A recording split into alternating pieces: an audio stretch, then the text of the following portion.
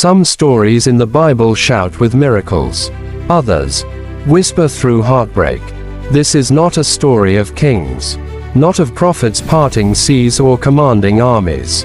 This is the story of a woman, a quiet woman, known only by her hometown Shunem. A woman who had everything, except the one thing her soul longed for. She was faithful, she was kind, she served a prophet without ever asking for reward. But one day, her reward came. And so did her test. Because this is the story of a promised son, a sudden death, and a desperate journey of resurrection. This is the story of the Shunammite woman, and how she refused to bury her miracle. In the quiet hills of Shunem lived a woman of great influence. We don't know her name, but the Bible calls her a great woman. She was not great because of wealth, though she had it. She was not great because of beauty, though surely she possessed grace. She was great because of her heart. One day, as the prophet Elisha passed through town, she insisted he eat at her home. Then again, and again, until it became a routine. She said to her husband, "I perceive this is a holy man of God." So she prepared a room just for him. A table, a lamp, a bed.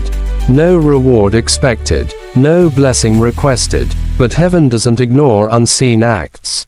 Elisha, deeply moved by her hospitality, asked his servant Gehazi, "What can we do for her?" Gehazi whispered, "She has no son, and her husband is old." Elisha called her in. She stood in the doorway, silent. About this time next year, Elisha said, "You will hold a son."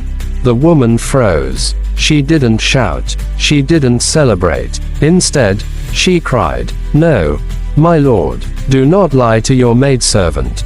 She had buried this dream before. Now it was being exhumed. But the word of the Lord doesn't return void. In the months that followed, her belly grew. And just as Elisha promised, a son was born. The boy grew strong and healthy, running in fields, laughing in sunlight. One day, he went out to his father during harvest. Suddenly, he cried, "My head, my head." The father told a servant to carry him home. His mother held him in her lap, rocking him, praying, whispering life. And then, he died. The promise, the miracle, gone. But here's where this woman becomes more than great. She becomes unshakable. She didn't scream.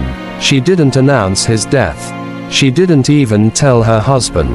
She laid the boy in the prophet's bed, shut the door, and said, "It is well." She told her husband, "I must go see the man of God." He asked, "Why today?" "It is well," she said again. She mounted a donkey, and told the servant, "Do not slow down unless I say so." Through dust and distance, her faith did not waver. This wasn't grief, it was war. Elisha saw her coming from far off. He sent Gehazi ahead to ask, "Is it well with you? With your husband? With the child?" And again she replied, "It is well."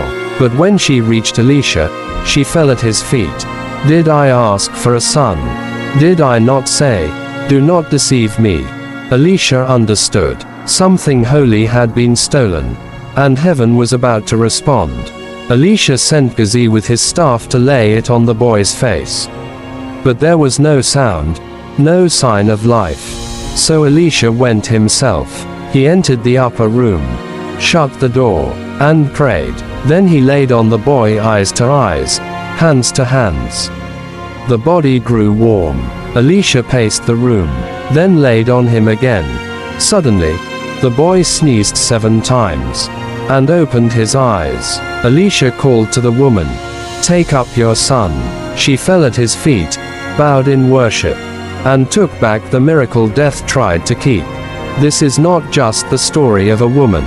It is the story of unshaken faith, of silent strength, of how a mother refused to bury her promise. Sometimes faith doesn't scream. Sometimes it just whispers, "It is well." And sometimes, that is enough to shake heaven. You don't need a title to be great. You just need the kind of faith that refuses to let go. This is the woman of Shunem. This is her son, and this is her miracle.